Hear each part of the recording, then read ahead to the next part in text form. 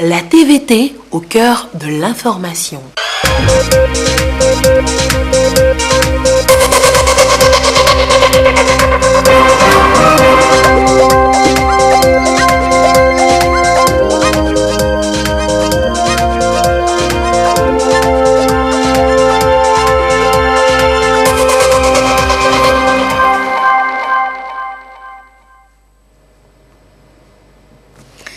Il est l'heure du journal sur la télévision togolaise. Madame, monsieur, bonsoir et voici les titres de cette édition.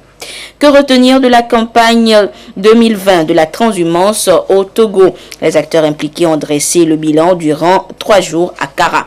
Leur conclusion dans cette édition.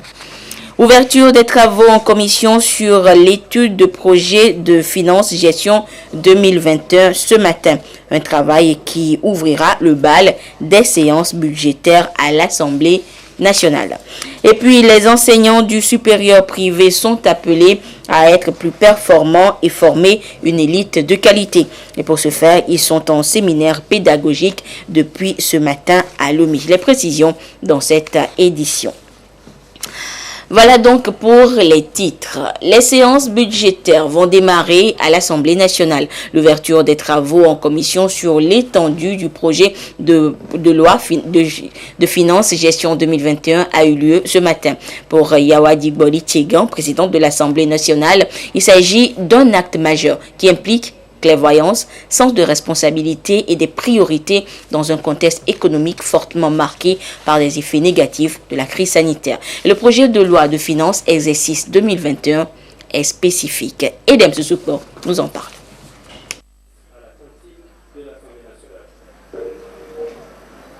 Politique budgétaire au Togo. Le pays bientôt de plein pied dans le budget programme. La représentation nationale va donc examiner le projet de loi de finances exercice 2021 qui lui est soumis. Les travaux en commission peuvent alors démarrer juste après l'autorisation donnée par Digbori Yawatiegan, présidente de l'Assemblée nationale. Et le présent projet de loi de finances gestion 2021 est spécifique en ce qu'il consacre la mise en œuvre intégrale du budget programme qui se traduit d'une part par la déconcentration de la fonction d'ordonnancement et d'autre part par la responsabilité personnelle et pécuniaire des ordonnateurs. Ces derniers sont désormais soumis aux règles de la comptabilité publique et leur redevabilité devant la Cour des comptes. Des pas supplémentaires dans l'amélioration continue de la bonne gouvernance économique. On parle de gestion axée sur les résultats avec des objectifs clairs assignés à chaque structure. Les ressources sont allouées en fonction donc des priorités du gouvernement. Les ressources sont allouées par programme. Le budget a été élaboré dans un contexte que vous connaissez de Covid-19. La stratégie du gouvernement par rapport à ce contexte est une stratégie dite des 3 R. La riposte, la résilience et la relance économique. En dépit des énormes contraintes liées à l'épidémie, le budget 2021 sera orienté vers les priorités sociales, avec une hausse de 10,8% des dépenses sociales par rapport à l'année dernière, avec 445,1 milliards de francs CFA. Je voulais juste vous souligner que l'éducation occupe une très bonne place avec 195,5 milliards pour améliorer les conditions de l'enseignement dans notre pays. Bien sûr, les secteurs productifs comme l'agriculture bénéficient aussi d'une attention toute particulière et bien sûr les secteurs comme l'économie numérique. La politique budgétaire aura pour soubassement un cadre macro-budgétaire qui tient compte de l'environnement économique marqué par la crise sanitaire et la capitalisation des résultats obtenus du programme de facilité élargie de crédit conclus avec le FMI. C'est une nouvelle ère dans la gouvernance économique au Togo, à en croire la présidente de l'Assemblée nationale. Un pas qui matérialise le changement de paradigme voulu par les plus hautes autorités du pays. Il me plaît de relever la détermination du gouvernement à déposer dans les délais constitutionnels le projet de loi de finances exercice 2021 sur la table de l'Assemblée nationale. C'est le lieu ici de rendre un hommage mérité au président de la République, son Excellence M. Faure Eswazimna Gnassingbé, pour sa capacité à impulser la mise en œuvre des politiques publiques qui s'imposent en matière de cohésion sociale, d'accompagnement de la jeunesse et de lutte contre les fléaux qui fragilisent l'équilibre de notre société. Notre Assemblée parlementaire sera à ses côtés, aux côtés de notre gouvernement, pour servir cette noble ambition d'offrir un lendemain radieux à nos concitoyens. Le projet de loi de finances, exercice 2021, est celui des grandes innovations, mieux, celui des grandes premières. Il est le premier adopté par le gouvernement suite à l'approbation de son programme d'action inaugurant une nouvelle ère dans la gouvernance. Il est aussi le premier projet de loi de finances, inspiré par la vision Togo 2025 du chef de l'État. C'est également la première fois que l'Assemblée nationale examine un projet de loi de finances consacré à la gestion axée sur les résultats, autrement dit, un projet de loi de finances sous forme de budget programme.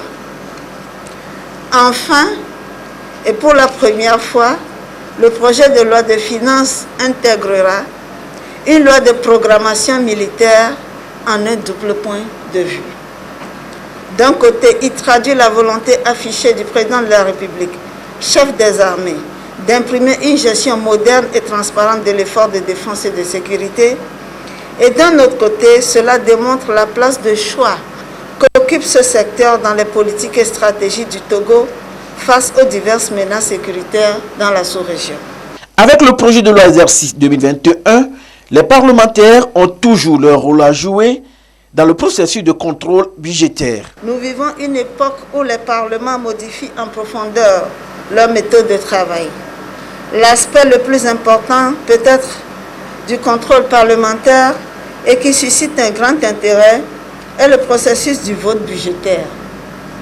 Même si notre pays bénéficie d'une relative bonne santé budgétaire, l'arrière-goût amer des grands déficits structurels, les inquiétudes suscitées par les bouleversements économiques dus à la crise sanitaire et le double défi qui résulte de la nécessité de trouver les financements requis pour répondre aux besoins futurs d'une population jeune et de s'attaquer aux menaces qui pèsent sur l'environnement sont autant de facteurs qui nous poussent à ne pas cesser d'améliorer les mécanismes de gouvernance.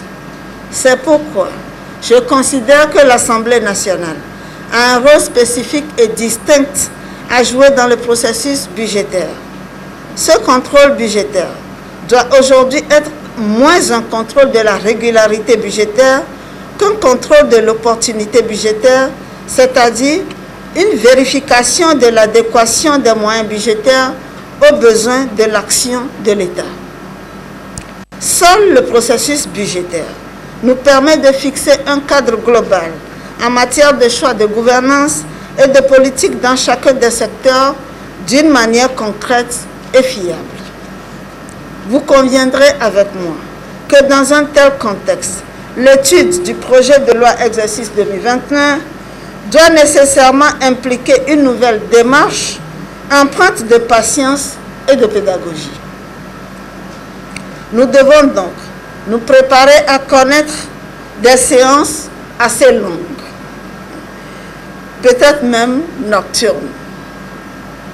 Cela nécessite également une disponibilité, une ponctualité, une assiduité et une responsabilité exemplaire de tous pour parvenir à de fructueux résultats à la fin de nos discussions budgétaires. L'étude en commission va déboucher sur le vote du projet de loi de finances exercice 2021 avant le 1er janvier 2021. Ce projet prend en compte les objectifs de développement durable traduits dans le PND et la feuille de route gouvernementale Vision 2020-2025.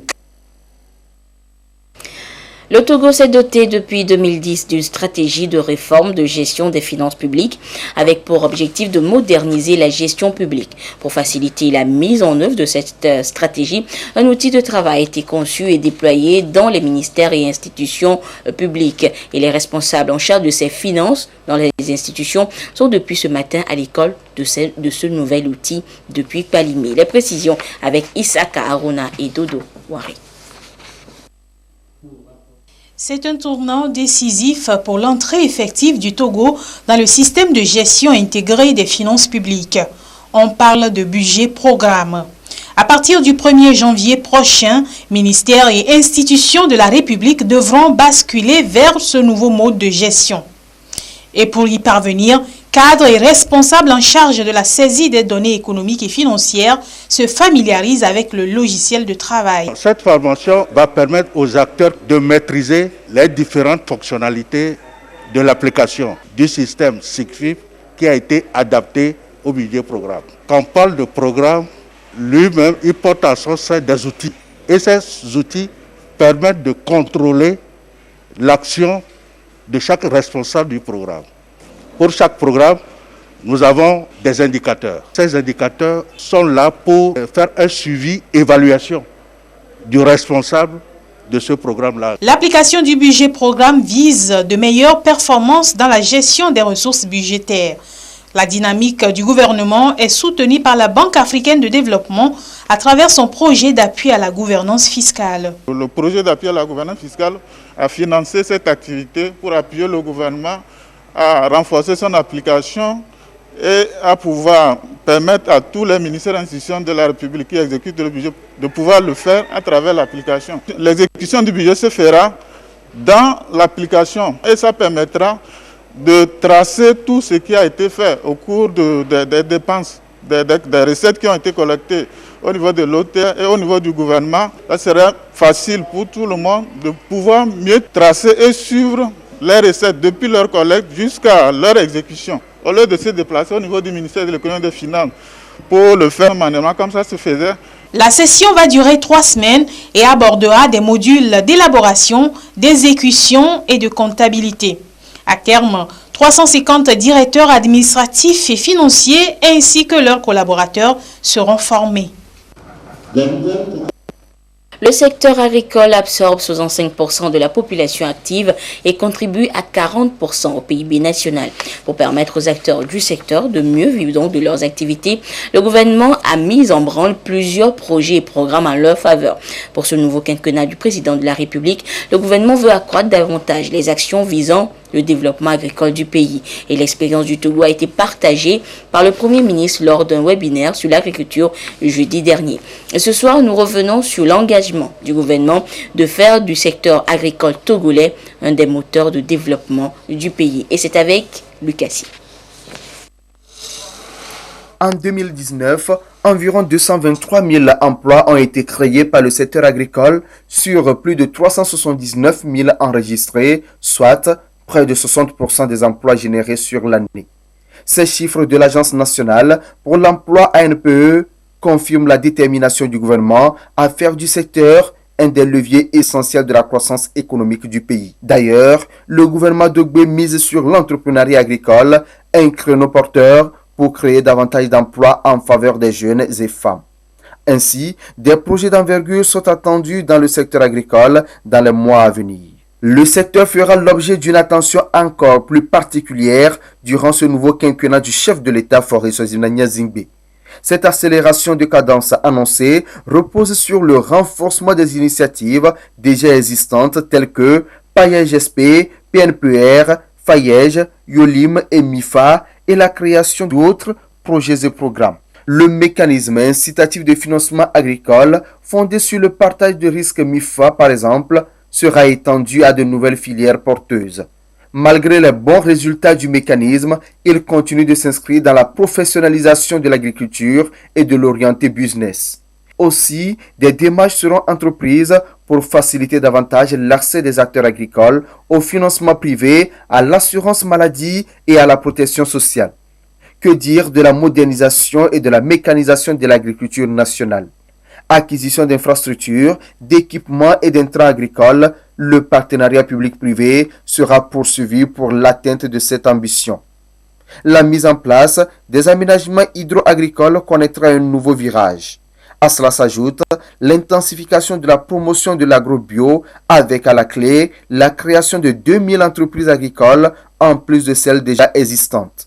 Sachant que l'agriculture absorbe 65% de la population active et représente 40% du PIB national, le gouvernement met tout en œuvre pour l'amélioration des conditions de travail et de vie des acteurs du secteur. Ces programmes et projets en cours de réalisation et en perspective confèrent au Togo une expérience dans la gestion agricole. Expérience partagée par le Premier ministre Victoire Tombega-Dogbe au webinaire international sur les emplois liés à la terre pour les jeunes. Les membres du comité national et des comités préfectoraux de la transhumance se sont donné rendez-vous à Kara. Pendant 3 jours, ils ont dressé le bilan de la campagne 2020 de la transhumance. Ils ont également pris des recommandations pour améliorer la campagne prochaine. Voyons cela avec Nestor Mozo depuis Kara. 12 morts, 14 blessés, 1603 réfugiés, 130 cas de dévastation du champ évalués à près de 10 millions de francs CFA. Ces chiffres représentent les dégâts enregistrés lors de la campagne de transhumance de cette année 2020. C'est ce qui ressort de cette rencontre consacrée au bilan de cette campagne. Rencontre qui a regroupé les membres du comité national et des comités préfectoraux de transhumance. Aux yeux du ministre de la Sécurité et de la Protection civile, ce bilan est lourd et les partenaires doivent jouer leur rôle pour renverser la tendance. Ces 12 morts sont imputables à tous les acteurs, à tous les comités. C'est parce que quelque part, il y a eu quelque chose qui n'a pas marché et ça a débouché sur les violences et entraîné les morts. Et je veux m'attarder au travail des forces de défense et de sécurité. Pour maîtriser la sécurité, c'est la présence sur le terrain. Tant qu'on ne sera pas sur le terrain, on sera toujours surpris. M'adressant aux éleveurs, parmi les bouviers ou parmi les peuls qui arrivent, il y a beaucoup qui n'ont même pas de bétail. Leur présence, c'est provoquer des incidents et profiter, voler.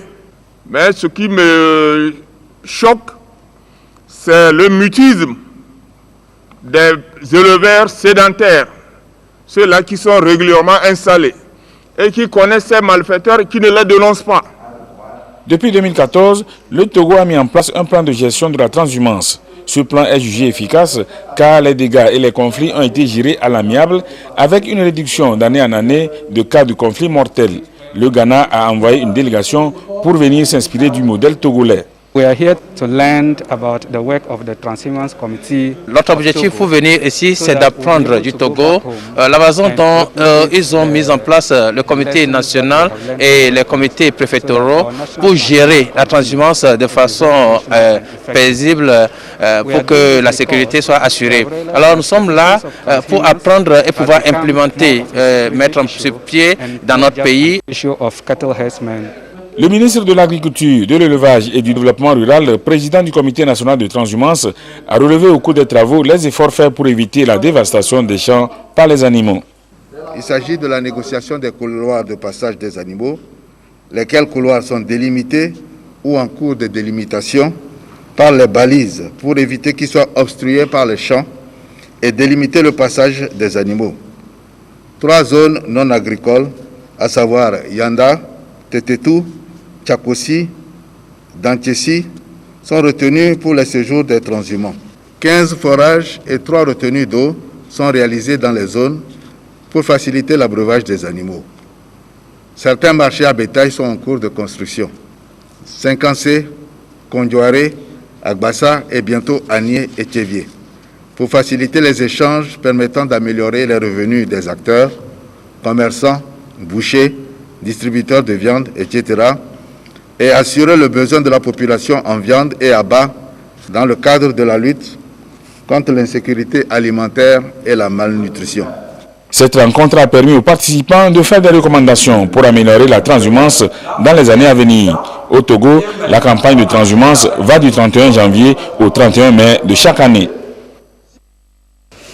La préfecture de la Bina est le site pilote retenu pour l'exécution du projet d'intensification et de suivi de la restauration des paysages forestiers.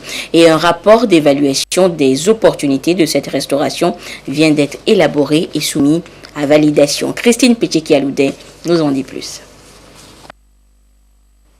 Le Togo, à l'instar de plusieurs pays du monde, n'échappe pas au phénomène de dégradation des terres et des paysages forestiers. Pour lutter contre ce fléau, le pays s'est engagé à travers plusieurs initiatives, dont le projet dénommé « Intensifier et suivre la restauration des paysages forestiers dans certains pays ». Un projet qui vient en appui à l'initiative africaine de restauration des 100 millions d'hectares de paysages forestiers AFR 100. La méthodologie d'évaluation des opportunités de restauration MEOR a donc permis d'identifier la préfecture de la Bina comme une opportunité de restauration. Selon les résultats de l'inventaire forestier national réalisé 2015-2016, la préfecture de la Bina, en termes de couverture forestière et de potentialité ligneuse, vient en 7e position sur les 7 préfectures. Donc la préfecture de la Bina a été choisie en ce sens. Pour l'atteinte des objectifs fixés, les options de restauration sont également identifiées.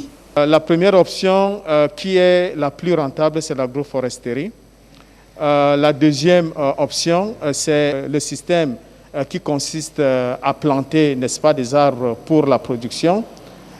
L'autre option consiste à mettre des plantes sur les pentes, à protéger les pentes. Et les options qui consistent à mettre les cultures en terrasse pour permettre aux communautés d'avoir beaucoup plus d'espace. Non seulement beaucoup plus d'espace, mais des espaces qui soient des espaces fertiles. Le rapport de la MEOR sur la Bina est ici soumis à l'appréciation des parties prenantes. Le Togo s'est engagé à restaurer 1,4 million d'hectares de paysages déboisés et dégradés à l'horizon 2030. Le ministère de l'Environnement et des Ressources forestières a réitéré la reconnaissance du gouvernement aux différents partenaires pour leur soutien dans l'atteinte de cet objectif. L'une des stratégies mises en branle dans le contexte de la campagne nationale de lutte contre les feux de végétation au Togo, nous parlons toujours d'environnement, et bien il s'agit, ces stratégies sont les feux de brousse précoces. Selon les experts du ministère en charge de l'environnement, la pratique présente bien des avantages lorsqu'elle est bien gérée. Dans le sujet qui va suivre, je vous propose de découvrir la gestion de ces feux de brousse précoces au Togo et surtout les avantages qui en découlent. C'est un dossier signé Chaz Nambaga depuis Dapan. Les feux de brousse précoces sont des brasiers allumés en tout début de saison sèche. Il s'agit des feux de végétation planifiés et bien encadrés à but utilitaire, contrairement aux feux de brousse tardifs qui détruisent tout sur leur passage. Les feux de brousse précoces se présentent donc comme un moindre mal, contrairement aux feux de végétation tardifs. Les avantages des feux de brousse précoces, c'est de pouvoir éviter la propagation des feux. Et aussi, quand on fait les feux de brousse précoces, au niveau des herbacées, on a la chance que toutes les herbes ne soient pas brûlées et il reste au moins les chaumes pour pouvoir éviter l'érosion du sol et garder la fertilité du sol. Cela évite aussi la propagation des feux pour pouvoir atteindre les autres écosystèmes forestiers qui sont tout autour de l'endroit où le feu a été mis. Les feux précoces ne permettent pas de détruire systématiquement toutes les essences forestières et fauniques qui sont sur le site qui a été brûlé. C'est un type aussi d'aménagement à partir du moment où ça permet aussi aux herbacées de se régénérer rapidement et ça sert aussi aux bouviers pour pouvoir l'utiliser pour les animaux en pâturage. En dépit de ces avantages, il importe de ne pas perdre de vue que même précoce, un feu peut causer des drames irréversibles. D'où la nécessité de prendre des dispositions sécuritaires rigoureuses avant de l'allumer. Il faut tout d'abord faire les pare-feux. ce travail-là doit se faire à une heure déterminée de la journée, entre 5h et 6h du matin où le vent n'est pas encore violent. Ceci c'est pour éviter que le vent emporte les braises pour brûler dans d'autres endroits et éviter les dégâts. Il faut le faire à début de saison sèche. En dehors de ça, il y a la sensibilisation de la population pour les amener à comprendre pourquoi on doit faire le feu de brousse précoce, pourquoi il faut encadrer les feux de brousse. Toujours dans l'optique d'encadrer les feux de brousse précoce, le gouvernement a pris des dates limites au-delà desquelles il est formellement interdit d'allumer des feux de végétation. Il s'agit du 15 décembre 2020 dans la région des Savanes, du 20 décembre 2020 dans la région de la Kara, du 31 décembre 2020 dans la région centrale, puis du 15 janvier 2021 dans les zones forestières de la région centrale. Il s'agit également du 31 décembre 2020 dans les plateaux Est et du 15 janvier 2021 dans les plateaux Ouest. Du 15 janvier 2021 dans le Zio, l'Avé, le Yoto et le Vaud dans la région maritime et du 15 février 2021 dans les lacs et le Bamono, toujours dans la région maritime. Le ministre de l'Environnement et des Ressources forestières découvre les directions régionales de son département. Il était dans les plateaux ouest et de la région maritime en fin de semaine où il a visité des aires protégées et échangé avec le personnel de ces directions. Leurs discussions ont essentiellement porté sur la feuille de route de son ministère. Christian Bidinou et Kwesala pour le compte rendu. Forêt sacrée de Missahoui dans le plateau ouest. Ici, démarre la tournée du ministre en charge de l'environnement, Foli Bazi Katari.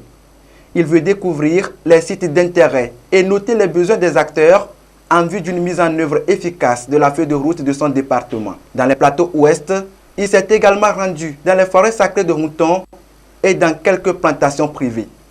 Cap sur la région maritime. Ici, c'est ce domaine de l'État qui a retenu son attention dans le Zio.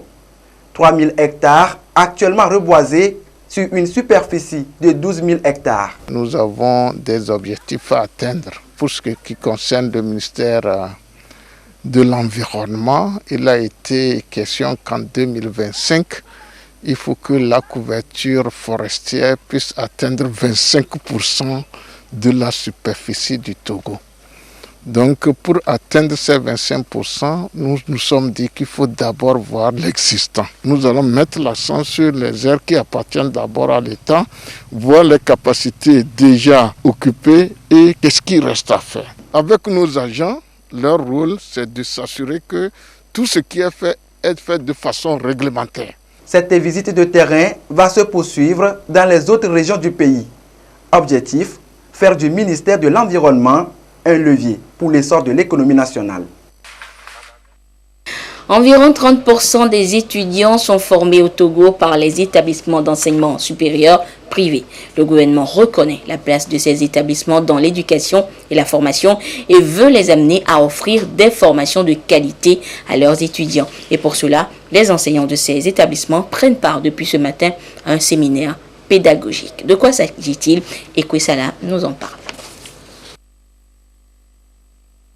Dernière étape avant le démarrage des cours dans les établissements d'enseignement supérieur privés au Togo. Ce séminaire pédagogique a réuni aussi bien des responsables d'établissements que des enseignants. Une semaine durant, ils vont être formés sur les techniques et méthodes pédagogiques. Nous venons confirmer leurs pratiques pédagogiques et nous venons leur apprendre à transposer ces pratiques qui se faisaient en présentiel pour qu'elles soient capable d'accompagner un étudiant qui n'est plus en face à face avec son enseignant. On fera donc appel à des exercices, on fera appel à des glossaires interactifs, on fera appel à des leçons granulées, on fera appel à tout un tas de techniques pédagogiques qui sont aujourd'hui d'actualité. Cette rencontre pédagogique est une première au niveau de l'enseignement supérieur privé. Le Conseil des établissements privés d'enseignement supérieur adhère à l'innovation. Dorénavant, nous ferons ces formations des formateurs chaque année pour maîtriser encore mieux les techniques ou les méthodes d'enseignement pédagogique, aussi bien en présentiel qu'en distanciel.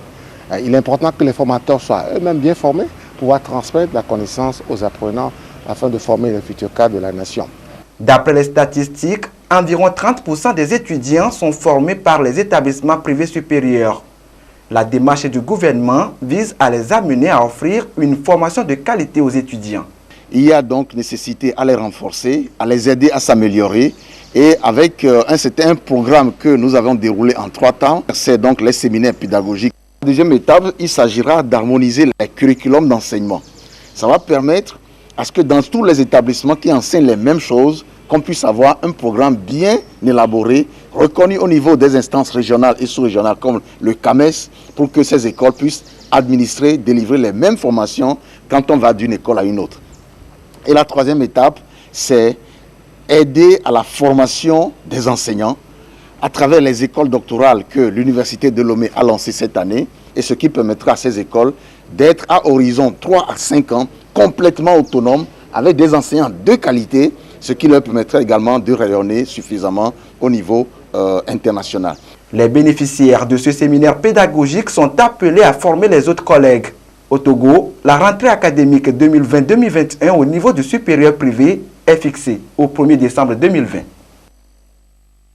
Lancé par la ministre des Armées depuis le septentrion, les actions médicales humanitaires au profit des populations se sont poursuivies dans les plateaux. Il s'agit entre autres de consultations et d'opérations de plusieurs pathologies devant permettre d'améliorer sensiblement la santé des populations. Et l'apothéose de ces actions médicales a eu lieu donc au camp Temidja. Le compte rendu avec Silver Abdou. La hiérarchie militaire aux côtés des populations vulnérables pour leur offrir une meilleure santé. Un engagement du chef de l'État qui s'illustre à travers cette action médicale gratuite observée dans plusieurs localités des plateaux, notamment Kougnou dans l'Akebou, Badou dans l'Ouawa, Akpare dans l'Ougou, Amlamé et Atémédian dans l'Amou. L'opération consiste à des consultations avec octroi des produits aux patients, mais aussi détecter le mal dont ils souffrent pour un meilleur suivi médical. À cela s'ajoutent des opérations de différentes pathologies, notamment l'hernie, l'hydrocèle, la cataracte, dont ont bénéficié plusieurs patients qui aujourd'hui ont recouvré leur santé grâce à cette action de la hiérarchie militaire. Je remercie seulement le gouvernement, seulement qu'il nous a beaucoup aidés, nous a fait notre maladie, beaucoup aidé, nous a guéri notre maladie là. Si nous-mêmes on n'a rien.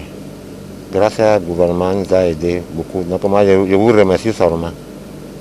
C'est bon. Rien, même 25 francs, on n'a pas dépensé. Même pour nous, rien. Alors, je me sens à l'aise. Et bon, maintenant ça va. Oui.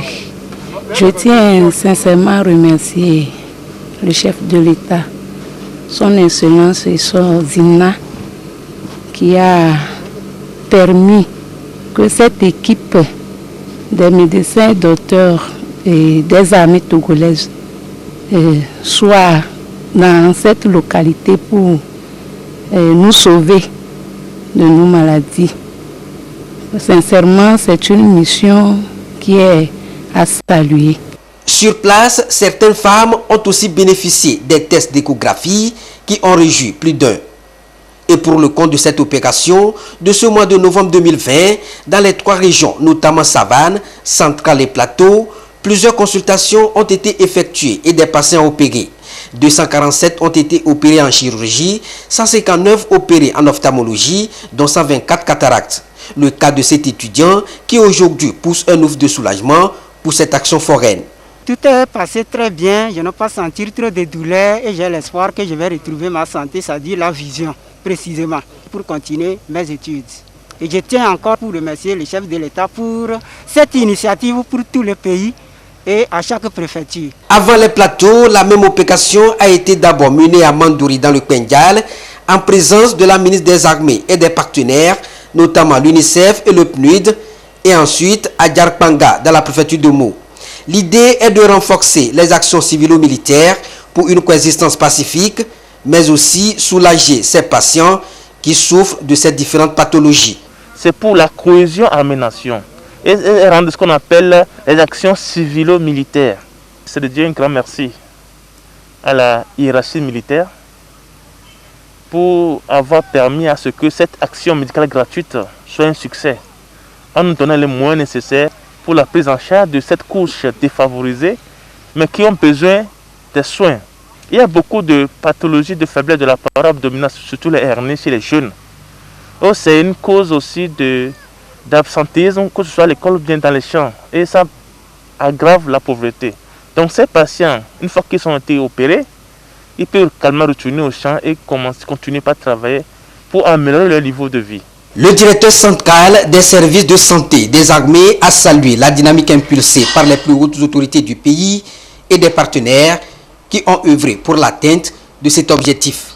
Je finirai en saluant l'action conjuguée au présent de l'indicatif des forces armées togolaises et le système des Nations Unies.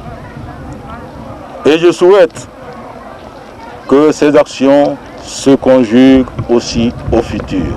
Cette équipe médicale a, outre cette opération, mené aussi des actions d'enregistrement d'actes de naissance qui se chiffrent à 1716 et des actions de sensibilisation au Covid-19 en vue d'amener cette couche vulnérable au respect des mesures barrières réduisant la propagation de la pandémie. Et parlons de la pandémie, à ce jour du lundi 23 novembre 2020, la situation de la pandémie au nouveau coronavirus Covid-19 au Togo se présente comme suit. Le nombre de cas confirmés est de 2854. 11 nouveaux cas depuis hier. Le nombre de personnes guéries s'élève à 2274. 26 nouveaux guéris depuis hier. Le nombre de cas actifs est de 516. Le nombre de décès s'élève à 64. Un communiqué signé par le ministre en charge de la Santé, professeur Moustapha Mijiawa. Le Togo et la République fédérale d'Allemagne entrent dans une nouvelle ère de leur coopération. Les deux parties sont en consultation depuis ce lundi matin à Lomé. Les précisions avec Luc Assis. Une nouvelle ère s'annonce dans les relations germano-togolaises. 8 ans après la reprise de la coopération, les deux parties font le point des actions déjà menées à cette 4e consultation. Ils discutent du réajustement de leur cadre de partenariat conformément aux nouvelles ambitions du Togo. Il est donc question de rendre cette coopération plus agissante et fructueuse. Axées sur le développement économique durable, ces consultations tournent autour des idées majeures telles que la transformation agro-industrielle et cotonnière, les industries textiles, la décentralisation et le développement local, puis la formation professionnelle orientée vers les métiers du textile en lien avec la nouvelle feuille de route 2020-2025 du gouvernement. Ces consultations balisent la voie aux négociations interministérielles prévues pour 2021 en Allemagne. La 3e édition de la conférence internationale des radios chrétiennes francophones est officiellement ouverte depuis ce lundi à Lomé. Les responsables de ces radios, les journalistes, les réalisateurs et plusieurs acteurs venus d'autres pays d'Afrique francophone vont plancher sur les nouvelles technologies de l'information, la convergence des métiers et surtout la polyvalence des métiers. Voyons cela avec Ulrich Amega et Sonia Aminiko. Autant l'information peut construire, autant elle peut détruire. Radio Réveil et le Centre international d'études, de recherche et d'information CICERI en sont bien conscients. Ils se sont engagés depuis 3 ans auprès des radios chrétiennes d'Afrique francophone pour plus d'excellence des acteurs. À cette 3e édition de ce séminaire international, promoteurs des radios, réalisateurs, journalistes, techniciens, chefs d'antenne et émetteurs des médias chrétiens d'Afrique ont répondu présents au rendez-vous de Lomé. Ils seront outillés sur les nouvelles technologies de l'information et sur la thématique de la convergence des médias et la polyvalence des métiers. Les sources convergent vers l'Internet. Le journaliste en lui-même, dès le moment où il va prendre la parole à la radio et à la TV, il va commencer par faire du texte. Donc il a besoin de faire de la saisie. Ensuite, même si c'est de la télévision qu'il va faire, il a besoin d'enregistrer le son et de manière professionnelle. Et s'il fait de l'image, eh bien, il doit être capable de faire de l'image. Pour moi, le journaliste africain du futur, c'est celui qui maîtrise ces 3 domaines. Ils sont venus du Gabon, du Congo, du Burkina, du Bénin, du Sénégal, du Mali, du Niger, du Togo et bien d'autres pays. Faire preuve de professionnalisme et de déontologie, c'est ce à quoi le ministre de la Communication et des Médias porte-parole du gouvernement, a exhorté les uns et les autres au lancement des travaux de cette conférence. Ce séminaire vient à point nommé, il faut le dire, parce qu'il permet non seulement aux différents acteurs d'accroître leurs compétences, mais d'améliorer leur savoir dans un monde en parfaite mutation et dans une mutation qui est continue. Cette mutation a pour point d'orgue la technologie. L'information est une richesse, l'information est une arme. Celui qui a l'information est riche s'il l'utilise à bon escient. Celui qui a l'information est fort s'il l'utilise à bon escient.